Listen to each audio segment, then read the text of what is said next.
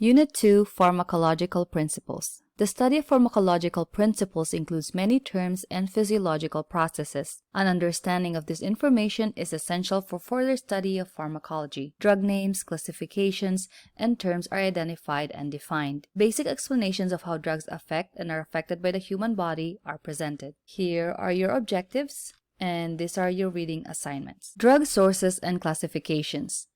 Drugs come from different sources, which includes plants, animals, minerals, and some drugs are made or synthesized in the lab.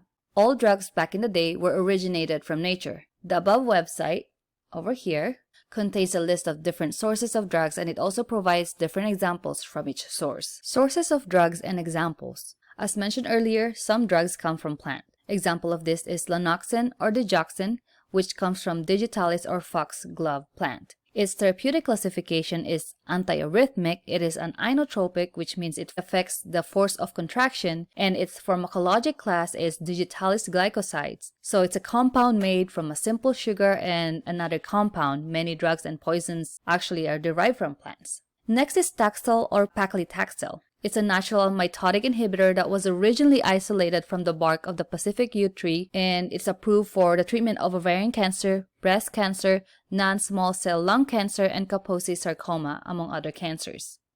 A very common one that you guys are probably familiar with is caffeine, which is obtained from a coffee plant, and nicotine, which is obtained from tobacco. Some drugs come from animal, specifically animal hormones. Animals are sources of many hormone drugs such as conjugated estrogens, insulin from pigs or porcine. However, human insulin is now more commonly used with the use of recombinant DNA techniques. And another common drug derived from animal is heparin. Some other drugs come from minerals. Some drugs that come from minerals include salicylic acid, aluminum hydroxide, and sodium chloride. In addition, some drugs come from the lab or lab synthesized or genetically engineered.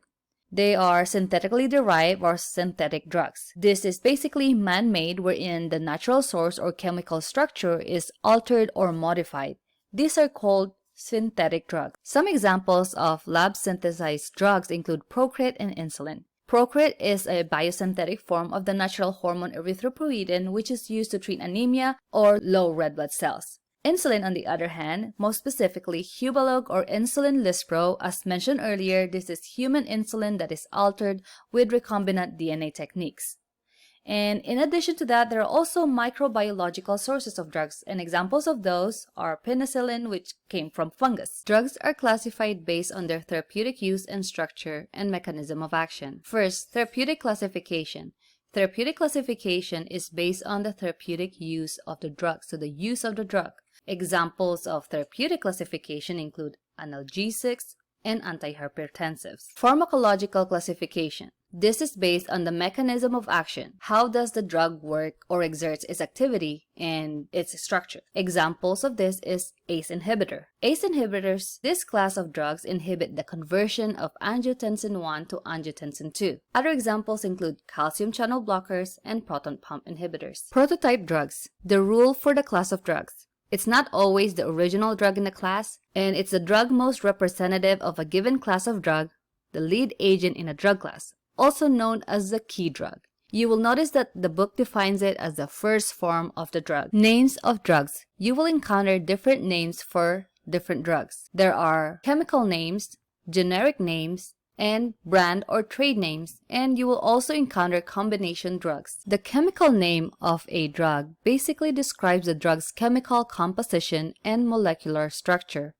It is assigned by the International Union of Pure and Applied Chemistry, or IUPAC, and as you will notice, they're usually very long and complicated. The generic name, on the other hand, is the non-proprietary name, and it's often much shorter and simpler than the chemical name. It is assigned by the U.S. Adopted Name Council, and there is one per drug. Usually describes the active ingredient or chemical. That being said, it is still simpler than its chemical name. Brand name or trade name or proprietary name is the drug's registered trademark and indicates that its commercial use is restricted to the owner of the patent for the drug, which is usually the manufacturer of the drug. Trade names are generally created by the manufacturer. It is assigned by the pharmacological company marketing the drug, and a lot of times the names are shorter and easier to pronounce as well as easier to remember. Let's take a look at ibuprofen, or some of you will know it as Motrin. This is the chemical name of ibuprofen. The generic name is ibuprofen, trade name include Motrin, and it has other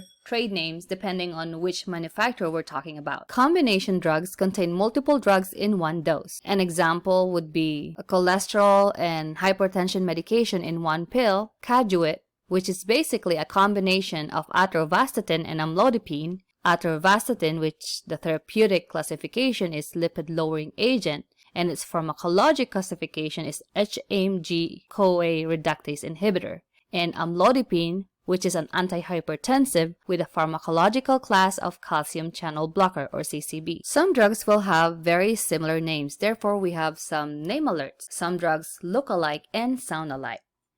As you can see here, we have the Bigman-Tolman, highlights the different letters to differentiate between which medication. Example here is alprazolam, which is often confused with lorazepam and clonazepam. This will help people differentiate between the two, and hopefully it will avoid some confusion. The Bigman-Tolman uses a combination of lower and uppercase letters to highlight the difference between look-alike, sound-alike medication names. Again, these are some examples of the drugs and other drugs that they're commonly confused with.